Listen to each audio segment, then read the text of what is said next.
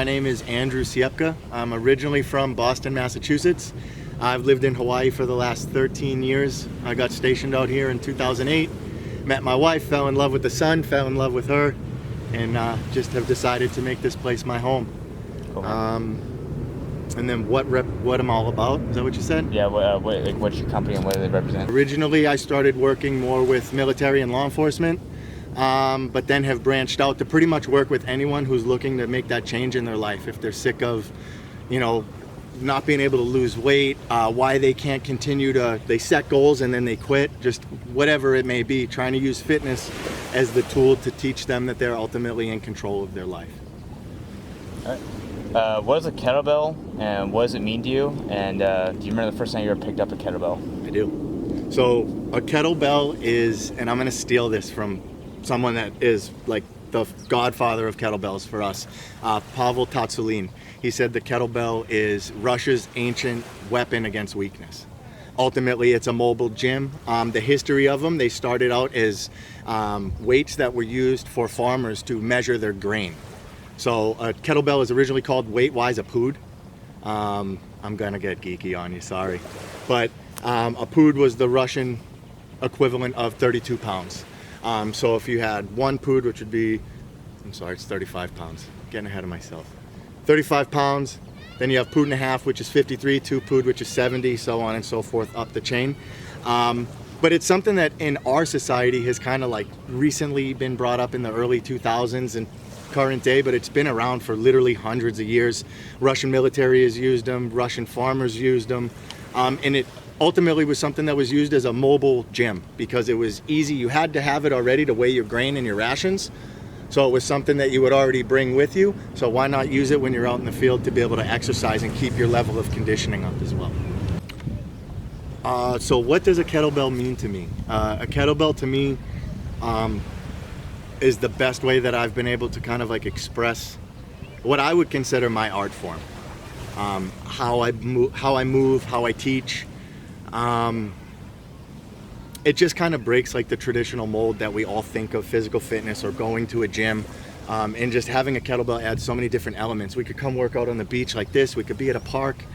You're out in the sun. You get a really good calisthenic conditioning, strength training. It kind of covers everything. So through COVID, it's been something that, for me, honestly, had really helped me through the year because my training never stopped.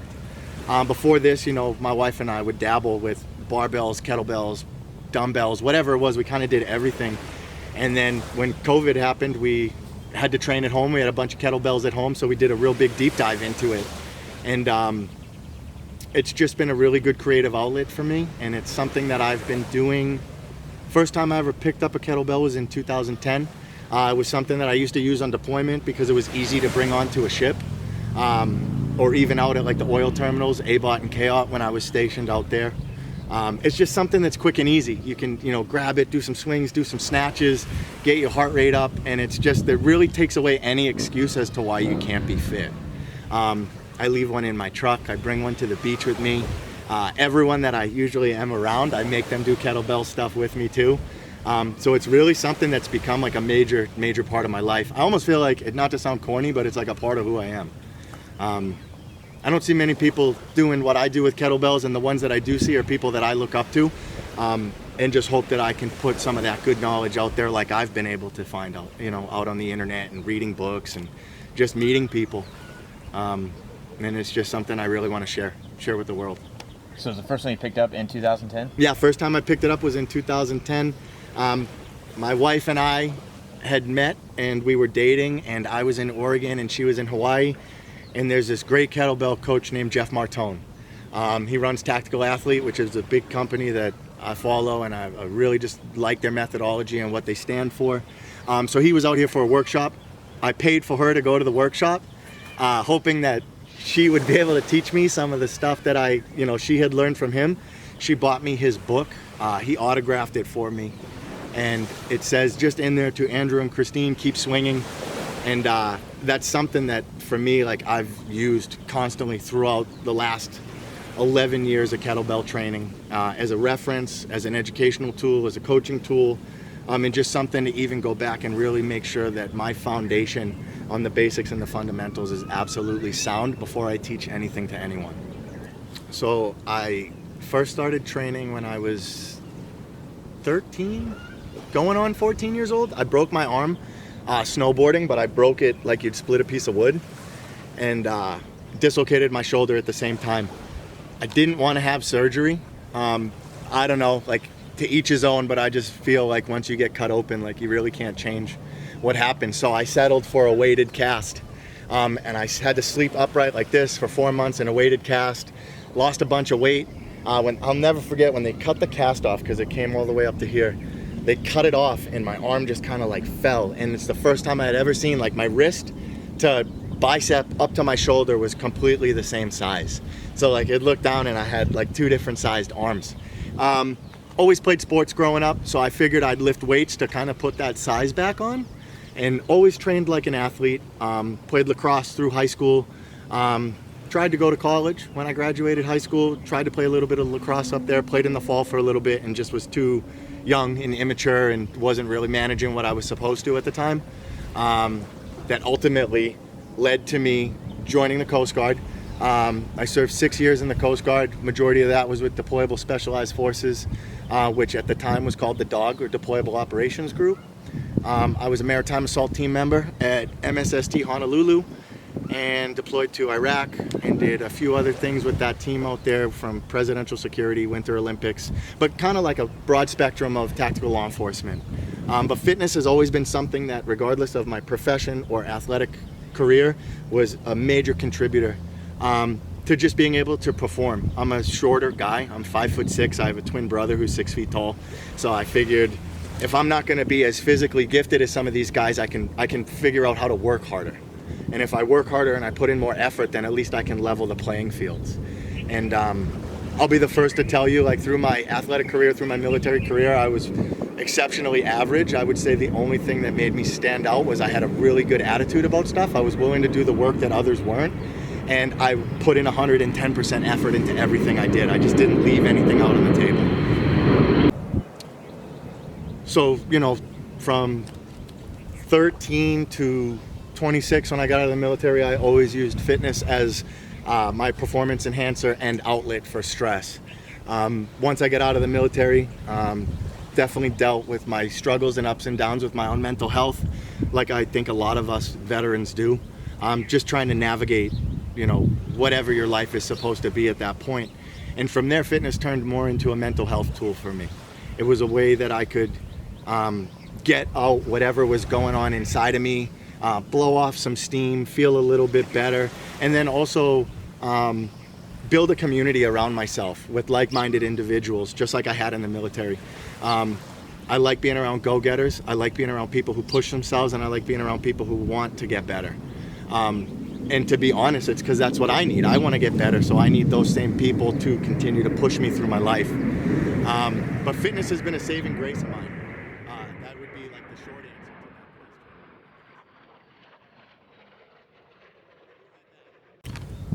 that. So I've always kind of used my fitness as a creative outlet, but then just a way to kind of process things. When I got out of the military, I kind of overlooked it, but I had dealt with some depression and anxiety and stuff, and ended up gaining a bunch of weight and got up to 250 pounds. So normally I'm about 185 pounds when I was running and gunning. It's about $180, and then to go to 250 at 5'6". I was still active. I was doing a lot of powerlifting and competing in powerlifting, so I kind of used that as like my blanket excuse as to why I was gaining the weight instead of really kind of pulling at the root of what was going on. But yeah, ultimately just woke up and I couldn't even look myself in the mirror. I just didn't recognize who I was or what I was doing or all the things I thought I stood for and what made me who I was as a person. I didn't see those things anymore. So I had to make that choice. I had to make that choice to lose the weight again, and you know, show people too, like, you can come back from the metaphorical grave, right? Like, we always think our best years are ahead of us, and you know, it's all downhill from here. You know, you hear people say that as you get older, but I feel at 35 I'm in the best shape mentally and physically in my entire life, and it's because of all the hardship I've had to experience. I wouldn't change any of it at all. you can't appreciate the peaks unless you've been in the valleys, and you got to remember the valleys when you're on the top of the peak. All right, where do I find my drive? My family. I know not to sound corny, but more specifically my grandfather. My grandfather's a Holocaust survivor and got my family here in the country in the 50s. So survived that. Got here, had to learn another language, worked as a janitor and a liquor stock shelf guy. Just was a super hardworking guy. Never, ever heard him complain, ever. You'd ask him like, how are you doing, or how is this? And he'd always just be like, I'm pretty good. And just always real optimistic about stuff. So I pull from that a lot whenever I start feeling sorry for myself, or, well, why is this happening to me? I think about everything he had to go through and experience as a young kid, and then to get us in the situation, or my family in the situation that we're in right now. You go from, Holocaust survivor to 2 generations later, all his grandkids have college degrees. None of us would have that if it wasn't for him. Yeah, so my grandfather is a major inspiration for me. He actually passed away in 2015. I never got to say goodbye to him. I just got the phone call that he passed away at like 3 o'clock in the morning from my sister. And was just on a plane back to Massachusetts. But never got to say goodbye. That's something that still kind of eats away at me a little bit. But it's definitely something I use as fuel to not only hope everything I do in my life makes him proud, but then also to do a little bit better, right? Because he set this amazing foundation for me, and now it's up to me to take what he's given me and make it better for my kids, if I have kids one day, my nieces and nephews, or anyone that I come in contact with, pretty much. In Polish culture, we talk about cardinals. If you see a cardinal, it's usually like a loved one coming to see you. And I've done a few things, for my last birthday, I did a 35-mile ruck march. And throughout that march, I'd see a cardinal every couple hours. At home, when I train at home, every once in a while I'll see a cardinal. And it's just comforting in some sort of way, because it's at least I know he's still here, he can still see me, he sees what I'm doing. And I just hope that I make him proud ultimately, and do right by my last name, by my family name. I really strongly believe that the Siapka name is built off of strength and mental strength because of what he had to go through. And I'm just trying to build on that and make sure that I live up to that. And then what was the other part of the question? Sorry. How do I fight weakness, I think, right? How do you fight weakness? How do you fight weakness both internally and externally? How do I fight weakness internally and externally? Effort. I'm stubborn, ridiculously stubborn, so when I make my mind up to something, that's pretty much it. So I really just focus on my effort and the effort that I put into things. I don't really focus on the external variables or what's going on. I use the 3-foot world analogy. I keep my world really, really small, and I just focus on the things that I have control over, and I just try to put my best effort and give everything I can into those tasks. And it doesn't always mean I win, it doesn't always mean I succeed, but I can always keep my head held high if I've given all my effort into something. And I've found that usually when you fail, if you continue to keep trying, those are just learning lessons to ultimately set you up for that success. So you really need to be stubborn. The days that you don't want to do it are the days that you really have to do it more. Those are the days you really have to stomp the gas. I have a lot of days, I love fitness. I'll do it until the day that I'm dead, but there's still a lot of days I don't enjoy it. But I understand that you have to punch that clock, and it's just brick by brick, building that road to get to where you want to be. You have to put in the work. There are no shortcuts. There's no easy way to do it. Everyone that I work with, I usually make them sign a contract that they won't quit, because I don't want your money. I just don't want you to waste my time. What I'm looking for in an individual and what I'm looking for in myself, money can't buy it. You have to make that choice to be internally driven. And I really want to teach people how to find that in themselves. But I can only teach someone how to do it if I'm regularly practicing it myself. So I make the hard choice every day, whether it's to work out, whether it's to journal, whether it's to meditate, to talk through whatever I'm feeling. The things that I don't want to do, and I feel that internal voice telling me oh no, it's okay, you don't have to, I make that conscious choice to do it, because I know that there's growth on the other side of that. And that's really what I want to do. I just want to grow as a person. I know that my time here is extremely limited. In the grand scheme of things, if you think about it, if I live till I'm 80 years old, that would be great, but that's not really a long time if you think about it. So trying to leave something worth leaving, and that would be teaching people that you really are only limited by what limitations you put on yourself. All right, last one is kind of off the cuff questions. Yankees or Red Sox, and why? Red Sox, obviously, because I'm from Massachusetts. Does that have something to do with the big B on your left leg? Yeah, I could. Okay, I get the Sox over here too. Okay. But I always get asked if I'm a huge baseball fan, and honestly, I'm not. I don't really. Since I moved out here, I don't really watch many sports except for MMA or grappling, stuff like that. But I love the attitude that the Boston sports teams have, and they're known for that grittiness, that tenacity, and just rolling up the sleeves and putting in the hard work.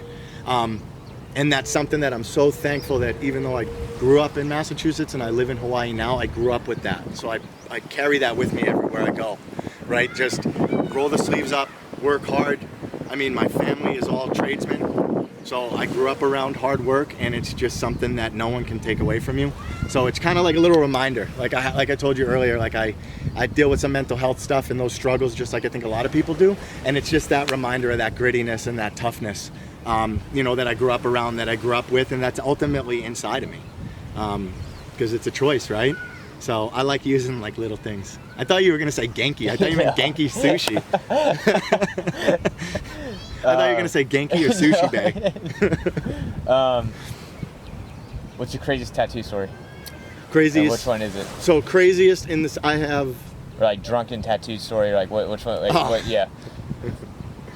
I don't have any real good drunken ones, but I have some tattoos that have definitely more meaning than others. Since you guys can see this one, I have a twin brother. We both have the same tattoo. His is in color, mine's in black and gray. Most of his tattoos are in color, mine are in black and gray. But this ultimately is a depiction of the demon that I feel as if I battle within myself every day. So this tattoo has a lot of meaning to it in that sense. I also have my old unit logo tattooed on me. Got my wife's name tattooed on me. I know a lot of you guys say that that's bad luck, but I think that's bullshit. You make your own luck. Work at your marriage if you want it to work. Don't just throw things away. But yeah, I don't really have any crazy drunk ones. Every once in a while, I'll let my wife tattoo my hands for me. So that's kind of crazy. There you go, yeah. But yeah, that's it. Giving myself a couple of small tattoos here and there, but nothing as crazy as you would think, probably. I don't know, get a couple drinks in me and that story may change.